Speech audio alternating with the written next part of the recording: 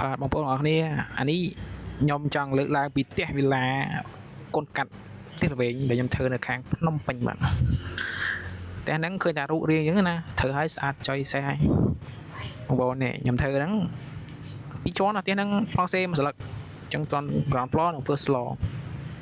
ហើយដំបូលពីដើមឡើយ design មកគឺដំបូលស័ង្កសីគៀបស្នោទេដាក់ opening មិនអីគេ skyline window មួយលើប៉ុណ្ណានេះហើយផ្ទះហ្នឹងដីរងរាងចៀតហ្នឹងដល់ពេលរាងចៀតទៅ design ពួយរាងច្រើនតិចឲ្យវារាង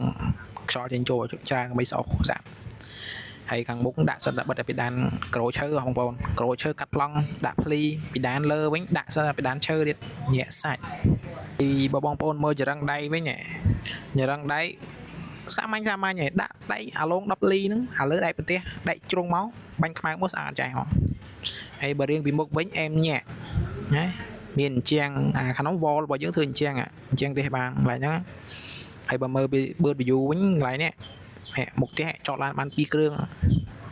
ថាលេមកកន្លែងបានតែមួយសល់ប្រហែលជា5ម៉ែត្រជាងឯងហើយចំពោះតែទៅនឹងលបងវិញលបង mode design មករៀងប្លែកដែរមានអីធ្វើច្រើនទេ gate ហ្នឹងដាក់ប្រាប់មកហ្នឹងហើយកន្លែងប្លោះទ្វីហ្នឹងដាក់ធុងសារ៉ាំហើយនឹងនីលកាទឹកនីលកាភ្លើងហើយយើងមើលជាហៀងរបស់ខ្ញុំជាហៀងហ្នឹងប្អួចញ៉ែសាច់ថាសាប្អួចវាធំហើយអាប្អួចទប់ទឹកហ្នឹងបើកចេញតែកញ្ចក់ដែរដាក់មកអស់សាច់ហ្មងកុំបងប្អូនបាក់ហ្នឹង design ធៀបហើយតែពេលចដើមុខសល់ធំណាមនុស្សឈោដាក់តុអង្គុយបានទេណាហើយបើកពស់វិញផ្ទះហ្នឹងអត់សូវខ្ពស់ទេព្រោះនៅម្ដុំចុយច្បាហ្នឹងវាអត់សូវលិចទឹកដីខ្ពស់ឆាប់អញ្ចឹងវាតែ3ម៉ែត្រ3ទឹកកន្លះឯងច្រឡំ3ម៉ែត្រកន្លះបោកយកហើយចដើហ្នឹងបិទសាក់ម៉ាប់ខ្មៅបងប្អូនម៉ាប់ខ្មៅសលៀងមុខសលៀងភ្លៀងក៏ភ្លៀងអីចឹងទៅហើយនេះកន្លែងនិយាយឡង់កាត់ធ្វើម៉ូតឯងកន្លែងហ្នឹងស្អាតណាកាត់ឡង់ហ្នឹងមិនមែនកាត់ដៃទៅទេដាក់សាក់កាវដាក់សាក់ជ័រអញ្ចឹងពេលបូកមកកាត់បាច់កាត់វាស្អាតស្រាប់ហ្មងហើយនេះកន្លែងនេះចាំមើលខ្ញុំបង្ហាញខ្ញុំរករូបបង្ហាញ 3D ខ្ញុំកាត់ឲ្យមើលសិនក៏បានដែរខ្ញុំកាត់ section មួយមានអីញ៉ៃច្រើនទេបងប្អូនពុះ section មកគឺក្នុងផ្ទះផ្លាមបណ្ដោយក្នុងផ្ទះហ្នឹងមានអីខ្លះមានតុបទូភ្ញៀវមានចក្រានបាយមានតុបគេអញ្ចឹងទៅប៉ុន្តែប្លង់ហ្នឹងគឺអត់ទាន់ complete ទេបាទភាសាយើងបើកប្លង់ស្រាលទៅស្រួល view តែប៉ុតខ្ញុំមានប្លង់ដែលខ្ញុំ design complete ហើយក្នុងផ្ទះមានបន្ទប់ប្រមាណមាន function អីគេខ្លះអញ្ចឹងចាំមើលតិចខ្ញុំឲ្យមើល interior ដែលខ្ញុំ design តែឥឡូវយើងមើល section គ្នាកណាត់ហ្នឹងសិនណាអញ្ចឹងបន្ទាប់ពីយើងមើលគ្នាកណាត់ហើយជាមួយខ្ញុំទៅរកមើលដែលយើងថា complete set ណាបាន render ឥឡូវយើងទៅមើល exterior មកមុនដែរបងប្អូន exterior ហ្នឹងផ្នែកខាងក្រៅរបស់វាតាផ្ទះហ្នឹងគឺក្លឹមហ្មងប្លង់គូស render មកឆ្ងាញ់តម្លៃធ្វើមិនសូវប្រហែលទេចេញមកទឹកដៃគឺស្អាតអញ្ចឹងបងប្អូនមើលបានណា clean look clean នេះអញ្ចឹងខាងមុខមើលមកមាន wall មាន LAN parking ពីមុខហើយលបងអីចេញមកគឺ minimal ឯងខ្ចីញញដល់មិនមែនចូលផ្ទះល្វែងចូលផ្ទះវិឡាបាទហ្នឹងមុខហ្នឹងហើយខាងមុខវេរ៉ង់ដាក៏ធំទលាទៀតខាងក្រោមដោយសារដីហ្នឹងចៀតអញ្ចឹងផ្លូវដើរអត់ធំទេបងប្អូនខ្ញុំទៅ survey ដីរបស់គាត់រួចហើយអញ្ចឹងដីរបស់គាត់គឺខ្ញុំបញ្ចូលក្នុងប្លង់តាមជាក់ស្ដែងមកមើលពីលើមកឃើញមិនអញ្ចឹងមកអញ្ចឹងបើយើងមើលដល់ទៅ interior របស់វាមិនសូវជាមាន mode អីញ៉ៃច្រើនទេមានភ្លីមានជ្រីអីតិចតួចអញ្ចឹងទៅប៉ុន្តែអ្វីដែលយើងអាចពុះផ្ទះនៅជាផ្នែកបានគឺទាក់ទងនឹងការលេងពណ៌ហ្នឹងហើយមើលខ្ញុំបង្ហាញ 2D មួយទៀតណាបងប្អូនខ្ញុំរក 2D ឯកសារមិនច្រើនទេឯកសារដាក់ជុំទៅគ្នាអញ្ចឹងជួយបើកចូលណាតបតលិនអស់អញ្ចឹងខ្ញុំលេខ rotate សិន rotate មួយមកចុយអត់មកទៀត rotate មួយទៀតជានៅទៀតមួយទៀតយីត្រមដល់នេះអានេះប្លង់ស្ថាបត្យកម្មយើងគូបងប្អូនកាចូលមក function របស់វាប្រើវាខ្លាំងយើងមើលក្នុងនឹងបណ្ដោយអញ្ចឹងមកទំហំដីរបស់យើងគឺយើងបាញ់ boundary ណាយើងប្រើ total ក៏បាន DGPS ក៏បានអញ្ចឹង survey បាន total ហើយប្លង់បញ្ជាន់ក្នុង boundary នោះដែរអញ្ចឹងក្នុងផ្ទះនេះមានខ្លះ function របស់វាចូលមកមាន entrance មានកន្លែង living room ណាហើយខាងលើមានអីខ្លះមានបន្ទប់អីទៅនេះដូចខ្ញុំបង្ហាញជាមួយខ្ញុំបង្ហាញទៅកន្លែង skyline window ប្អួតពីលើដំបូលមកនេះបងប្អូនអញ្ចឹងកន្លែងហ្នឹងគឺចំហចោលហ្មងដើមឈើសងខាងទៅចំហចោលដល់ក្រមហ្មងចាំមើលអានេះយើងបង្ហាញបន្ថែមទៀតទប់ទឹកមកបន្ទប់មួយអញ្ចឹងខាងលើ3បន្ទប់ទឹក2បន្ទប់ទឹកច្រឡំ3បងប្អូនសរុបវា3ក្រមជាដើមទៀត3អញ្ចឹងខាងមុខមានវេរ៉ង់ដាធំអញ្ចឹងទៅហើយឥឡូវអត់មានទេឥឡូវប្លង់ដើមរបស់យើងគឺប្រើស័ង្កសីគៀបស្នោឯងអញ្ចឹងវាមានតែភ្នំឯងតែដល់ពេលចុងក្រោយយើង divide មកគឺប្រើ slab ទាំងអស់បងប្អូនអញ្ចឹងអានេះប្លង់ elevation មុខក្រោយឆ្វេងស្ដាំអីចឹងទៅ hay miền section ở dân tới nè detail miền thui miền đẹp bài dân tới mà bọn này đôi tập phong CD đã đấy có thà mua dân chặt là có tốt năng là bây giờ mơ đây tới chặt là có tốt tới miền biệt bầu miền sản phẩm nộp còn này mà bọn bây giờ dân này ọt nhà khơi miền nhà bắt nhà khơi miền tư sư lịch lâu nha đại nhà bắt ở kia khơi này nè